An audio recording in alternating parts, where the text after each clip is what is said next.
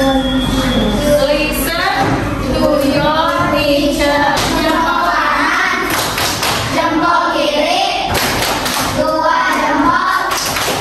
Hebat. Apakah kamu setelah bermain membereskan mainanmu sendiri? Misalkan kalian mainan banyak nih. Dalam satu box mainannya ada berbagai macam. Biasanya anak laki-laki punya mobil-mobilan, pesawat-pesawatan, punya Lego, punya bola, apalagi biasanya gangsing, macam-macam ya. Bonekanya biasanya banyak, ada boneka hewan, boneka Barbie, ada apa lagi biasanya? Oh, masak-masakan ya, panci-pancian, piring-piringan buat alat memasaknya. Setelah kalian bereskan mainannya, untuk mainan-mainan yang berbeda biasanya dikelompokkan seperti ini nih. Contohnya anak kecil ini di mainan yang ada di sini, ini ada apa saja?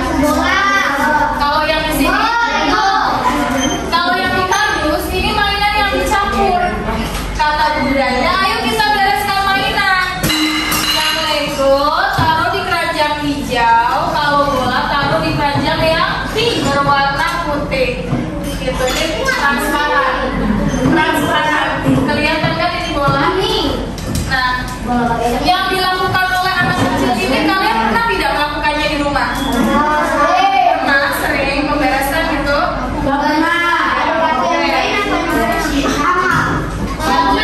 Atau yang pernah kalian lakukan hal seperti ini di rumah, itu disebut mengklasifikasi. Artinya sama dengan mengelompokkan. Coba, contohnya ini.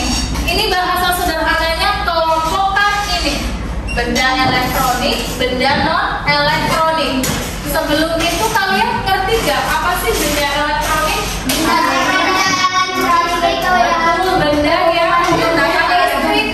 Non elektronik adalah yang tidak menggunakan listrik. Di sini ada berbagai macam benda.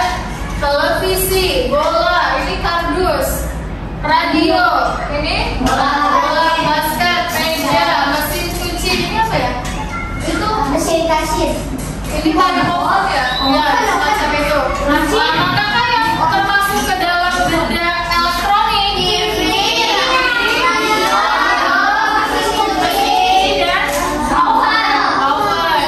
Manakah benda yang non elektronik?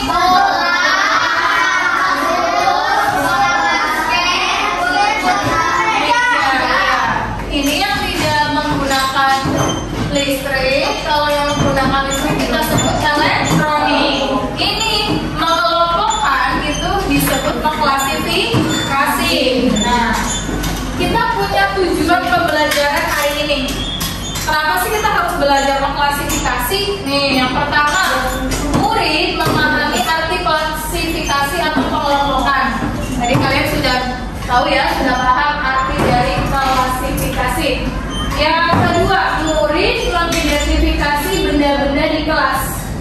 Coba identifikasi benda-benda yang ada di kelas ini ada apa saja? Lalu, murid mengklasifikasikan benda-benda yang ada di kelas ke dalam tabel lembar kerja. Nanti di sini ada lembar kerja yang harus kalian isi. Benda-benda yang ada di kelas apa saja? Lalu kelompokkan manakah yang termasuk ke dalam alat untuk belajar, manakah yang termasuk alat untuk kebersihan, manakah yang termasuk alat untuk menyimpan benda, atau manfaat alat untuk media pembelajaran. Media pembelajaran misalkan itu ada di fokus. Ini masuknya ke dalam media pembelajaran. Gitu, nanti kalian tulis di sini benda-benda semua yang ada di kelas ini. Lalu yang terakhir, kalian akan membuat peta konsep dari klasifikasi benda di kelas yang sudah dibuat. Peta konsep itu yang seperti ini, ada bulat misalkan judulnya klasifikasi benda di kelas. Di cabang ini yang disebut peta konsep. Dicabang-cabangkan judulnya apa, lalu dari judul ini kita cabangkan lagi. Dari satu judul ini bisa juga dicabangkan lagi.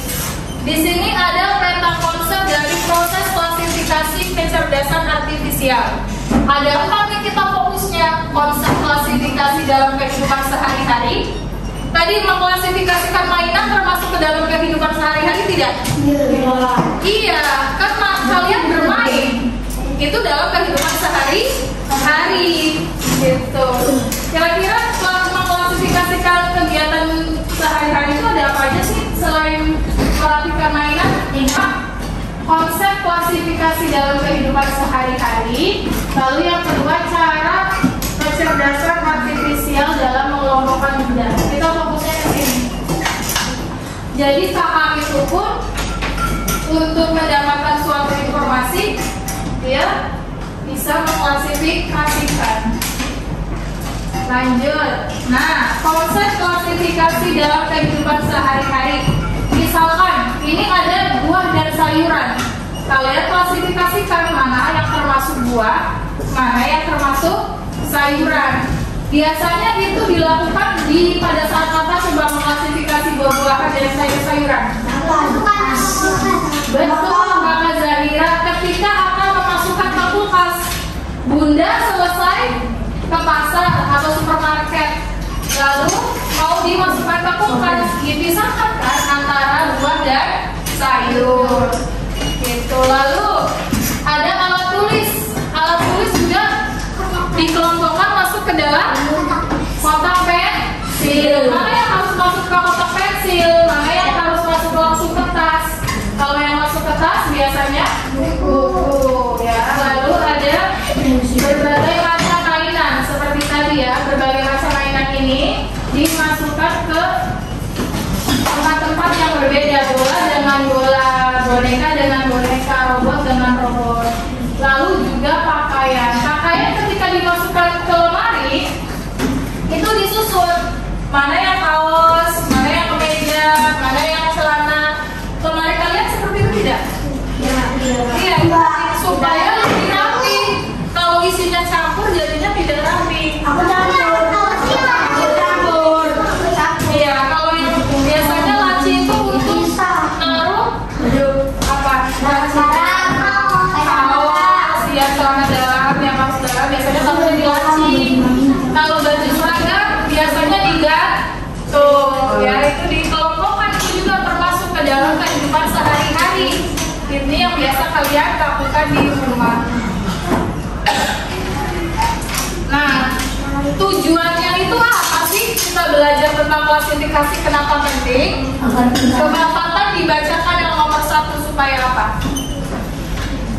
Lebih kelas klasifikasi memudahkan kita dalam menemukan, memilih dan menggunakan sesuatu. nah itu kayak pakaian kalau tersusun rapi di lemari kita lebih mudah mencarinya. Kaos ada di sebelah mana, celana di sebelah mana, itu lebih mudah kita lakukan karena sudah diklasifikasi.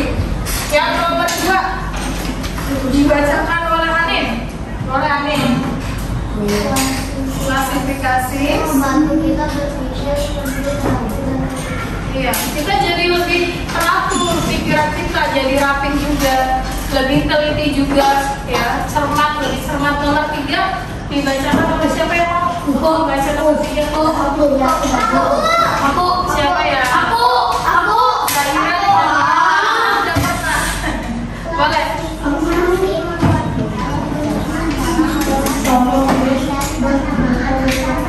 Nah, itu dia kenapa sih kita penting belajar klasifikasi. Salah satunya adalah ini, membuat kita lebih cermat dalam melihat perbedaan dan persamaan antara benda.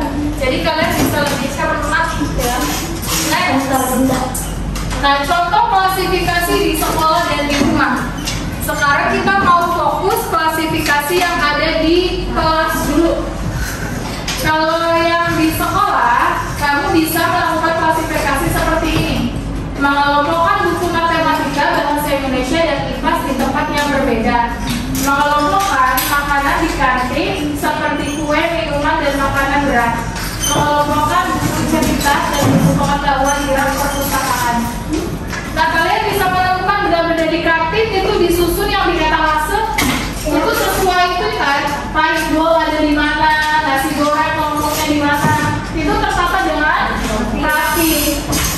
Tujuannya supaya apa? Supaya lebih mudah untuk menemukan sesuatu.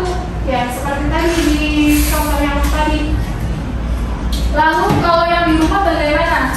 Mengelompokkan kaos kaki dan seragam sekolah di keranjang baju yang berbeda. Mengelompokkan bumbu-bumbu seperti garam, gula di wadah yang berbeda. Mengelompokkan pensil warna, penghapus dan penggaris di tempat yang berbeda. Ini biasa kita lakukan di kehidupan sehari-hari. Nah, sekarang tugas kalian, yes, perhatikan benda-benda yang ada di kelasmu. Tentukan 6 sampai 10 benda yang kamu lihat. Misalnya Papa tulis kursi, sapu, semuanya kalian tulis ya. Jam dinding, catat nama-nama benda tersebut di bukumu. Tapi kalian perlu catatnya di sini, di kertas. Bagian atas ya. Cermati benda-benda apa saja yang ada di kelasmu dan tuliskan di bawah ini. Di soal yang nomor 1, ditulis dulu namanya dan kelas. Kira-kira ada apa saja di kelas ini? Dispenser, galon, ya, sapu, pelan, banyak mungkin. Boleh ditulis sebanyak-banyaknya. Kalau misalkan kalian menemukan lebih dari 10 benda, boleh. Of course, karena kita kelasnya punya cermin, remote AC kita juga punya, pengharum ruangan kita juga ada.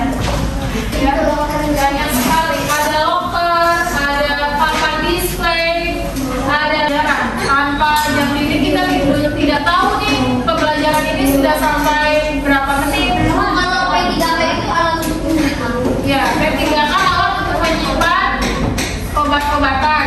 Ya, itu seperti ini. Judulnya proses klasifikasi benda di kelas. Proses klasifikasi. Iya, dibalik di belakangnya. Peta konsep itu modelnya seperti itu, salah satunya. Berbeda dari yang lain. Nah, klasifikasi tulisannya yang bagus ya. Kalau diwarnai boleh klasifikasi. Botol minum menyimpan di kelas. Kenapa? Gede banget, kan ada satu lagi. Ada apa lagi di sini judulnya? Judulnya adalah alat untuk belajar. Misalnya alat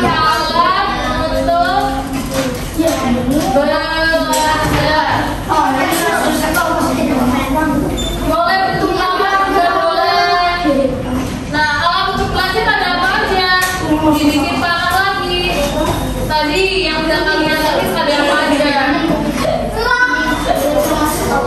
Ya, alat untuk belajar, misalkan kalian mau isinya dalam bentuk gambar, boleh pensilnya digambar. Boleh ya? Boleh bentuk gambar, boleh juga tulis aja pensil kayak gitu. Tapi yang rapi ya, misalkan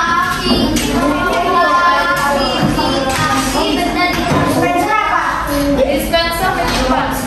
Lalu ada apa lagi di sini? Tadi judulnya. Nah, judulnya misalkan ada dari tengah apa? Kalau bikin peta konsep dari tengah. Biar lebih enak bikin akar-akarnya jadi di tengah.